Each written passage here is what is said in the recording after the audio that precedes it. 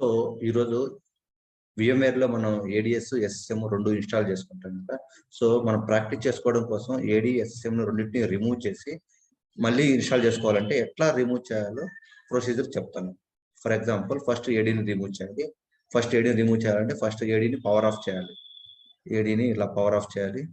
My computers కిందకి ADS right click ఇచ్చి పవర్లోకి వెళ్ళి పవర్ ఆఫ్ చేయాలి. సో పవర్ ఆఫ్ చేసినాం ఏడిఎస్. సో పవర్ ఆఫ్ చేసిన తర్వాత మనం బేస్ మిషన్ లో పాత్ ఎక్కడ ఇచ్చామో దాన్ని ఐడెంటిఫై చేయాలి. నేను ఇక్కడ ఎక్కడ ఇచ్చాను, డిలో VM_, ఏడీలో పాత్ ఇచ్చాను. ఏడీలో డి డ్రైవ్ లో VM_, ఏడీ పాత్. సో ఇప్పుడు నా బేస్ మిషన్కి వెళ్ళాలి. ఇది నా బేస్ మిషన్ లో డిలోకి వెళ్ళి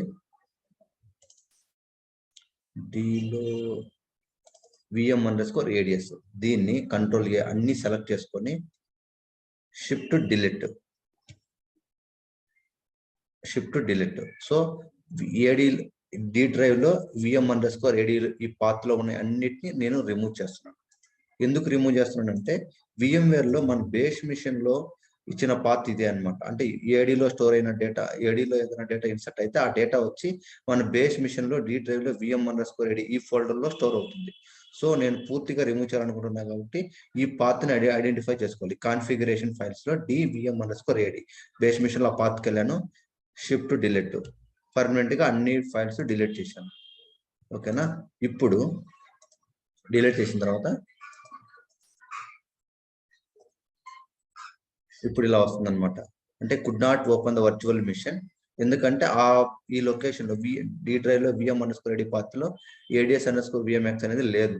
అందువల్ల అది ఓపెన్ అవ్వట్లే. File could not be found, remove the ADS from the library. ఈ లైబ్రరీ నుంచి ADS ని రిమూవ్ చేయమని అడుగుతుంది.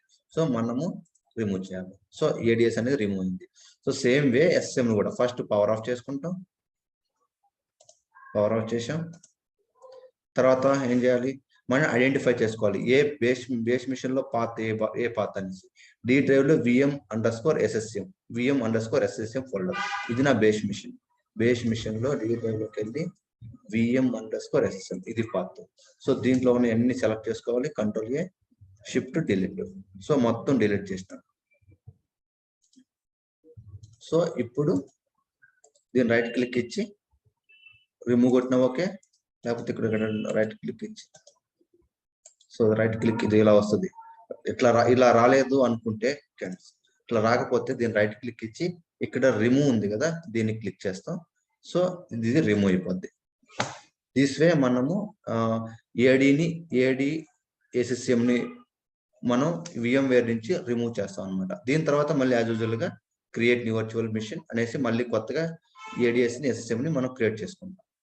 This way we can remove the ADS and SSM from VMware.